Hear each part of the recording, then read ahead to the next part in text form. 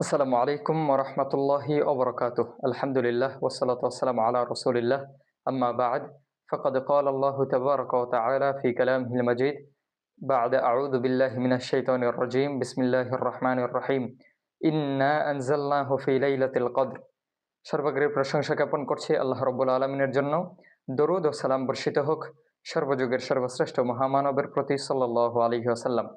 সম্মানিত দিনী ভাই ও বোন, দেখতে দেখতে আমরা রমজানুল মুবারকের শেষ দশকে এসে উপনীত হয়েছি।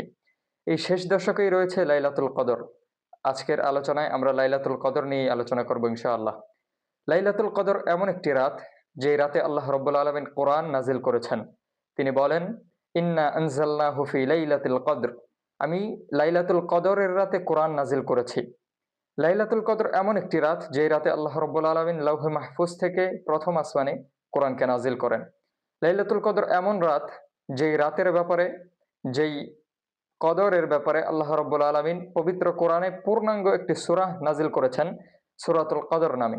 তিনি সেখানে বলছেন যে, আমি কোরআন নাজিল করেছি লাইলাতুল কদরের রাতে। ওমা আদরাকা মা লাইলাতুল কদর। হে নবী, আপনি কি জানেন লাইলাতুল কদর কি?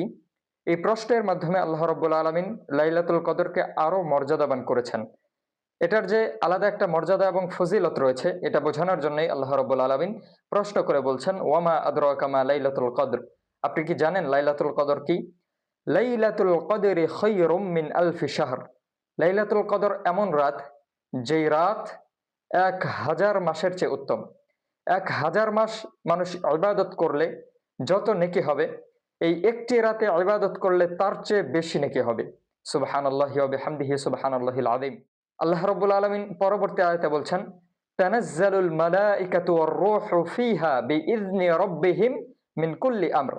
এই রাতে আল্লাহ রাব্বুল আলামিন এর ফেরেশতা জিবরাইল আলাইহিস সালাতু ওয়াস সালাম এবং অন্যান্য ফেরেশতারা আল্লাহ রাব্বুল আলামিনের আদেশ বাস্তবায়নের জন্য বিভিন্ন বিষয় নিয়ে, বিভিন্ন আদেশ নিয়ে, সেই আদেশ বাস্তবায়নের জন্য দুনিয়াতে নেমে আসেন। সালামুন হিয়া হাত্তা মাতলাইল ফজর। এই রাতে ফজর উদিত হওয়ার আগ পর্যন্ত আল্লাহ রাব্বুল আলামিনের রহমত, সাকিনা, প্রশান্তি নাজিল হতে থাকে। সুবহানাল্লাহ। লাইলাতুল কদর এমন রাত, যে রাতের ব্যাপারে আল্লাহর হাবিব সাল্লাল্লাহু আলাইহি ওয়াসাল্লাম বলেছেন, মান কামা লাইলাতাল কদরি ঈমানান ওয়া ইহতিসাবা গুফিরা লাহু মা তাকদ্দামা মিন যামবিহি।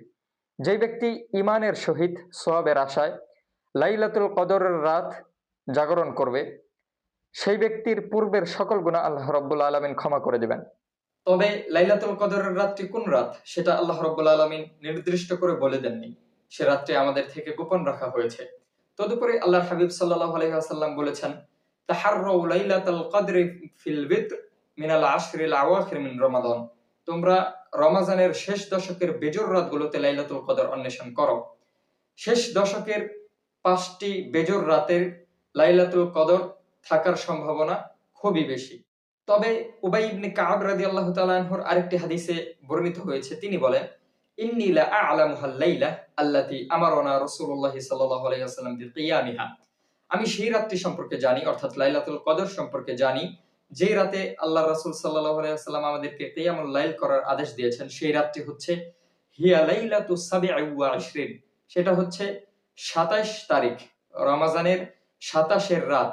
২৭ এর রাতেই যে নির্দিষ্টভাবে লাইলাতুল কদর হবে, বিষয়টি আসলে তাও না। তবে ২৭ রমাজানের রাতে লাইলাতুল কদর হওয়ার সম্ভাবনা খুবই বেশি। তবে এ রাতটি ছাড়াও অন্যান্য আরো ৫টি রাতে এবং সর্বোপরি লাইলাতুল কদর রমাজানের শেষ দশকে যে কোনো একটি রাতেই হতে পারে, যেটা আমাদের থেকে গোপন রাখা হয়েছে, যাতে করে আমরা আল্লাহ রাব্বুল আলামিনের বেশি বেশি ইবাদতের মাধ্যমে নৈকট্য অর্জন করতে পারি। লাইলাতুল কদরের রাতে আল্লাহ রাসূল সাল্লাল্লাহু আলাইহি ওয়াসাল্লাম কি কি ধরনের ইবাদত করতেন? আল্লাহ রাসূল সাল্লাল্লাহু আলাইহি ওয়াসাল্লাম লাইলাতুল কদরের রাতে বা রমাজানের শেষ দশকে তিনি রাত্রিগুলো জাগরণ করতেন এবং পরিবারকে জাগাতেন। হাদিসে এসছে, আল্লাহ রাসূল সাল্লাল্লাহু আলাইহি ওয়াসাল্লাম যখন রমাজানের শেষ দশক আসতো, তিনি নিজের কোমরকে শক্ত করে বেঁধে নিতেন, লুঙ্গিকে বেঁধে নিতেন এবং তার পরিবারকে তিনি জাগ্রত করতেন। এই রাতগুলোতে তিনি বেশি বেশি ইবাদত করতেন, জিকির আজগার করতেন, কোরআন তিলাওয়াত করতেন, দোয়া করতেন এবং সারা রাত জাগরণ করতেন। লাইলাতুল কদর পাওয়ার আশায় আল্লাহর রাসূল সাল্লাল্লাহু আলাইহি ওয়াসাল্লাম রমজানের শেষ 10 দিন ইতিকাফ করতেন। তিনি মসজিদে নিজেকে আবদ্ধ করে রাখতেন এবং ইবাদতে মাশগুল থাকতেন। সম্মানিত দ্বীনী ভাই ও বোন, লাইলাতুল কদরের রাতে আমরা কি কি ধরনের ইবাদত করতে পারি? সর্বপ্রথম লাইলাতুল কদরের রাতে নিজে জাগুন, নিজের পরিবারকে জাগ্রত করুন। জিকির আজগার, কিয়ামুল লাইল, সালাত, কোরআন তিলাওয়াত ইত্যাদির মাধ্যমে রাতটিকে অতিবাহিত করুন। তাওবা এবং ইস্তিগফারের মাধ্যমে নিজেকে পরিশুদ্ধ করুন, নিজের পাপগুলোকে ক্ষমা করে নেওয়ার চেষ্টা করুন। এই রাতটিতে কোরআন তিলাওয়াত করুন, অর্থসহ বুঝে বুঝে পড়ার চেষ্টা করুন। এই রাতে বেশি বেশি আল্লাহর কাছে দোয়া করুন। এই রাতে সিজদায় বেশি বেশি দোয়া করুন, কারণ দোয়া কবুলের অন্যতম আরেকটি মাধ্যম সিজদায় আল্লাহর কাছে দোয়া করা।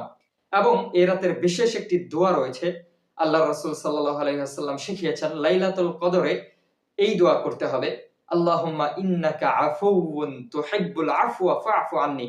আল্লাহ, নিশ্চয়ই তুমি ক্ষমাশীল, তুমি ক্ষমা করতে ভালোবাসো, সুতরাং তুমি আমাকে ক্ষমা করো।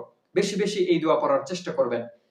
সবশেষে এই দোয়া করছি, আল্লাহ রাব্বুল আলামিন যাতে আমাদের সবাইকে লাইলাতুল কদর পাওয়ার তৌফিক দান করেন এবং এই রাত্রিতে বেশি বেশি আমল করে, ইবাদত করে, তাওবা ইস্তিগফার করে আল্লাহ রাব্বুল আলামিনের ক্ষমা নিয়ে রমাজানকে শেষ করার তৌফিক দান করেন। আমিন।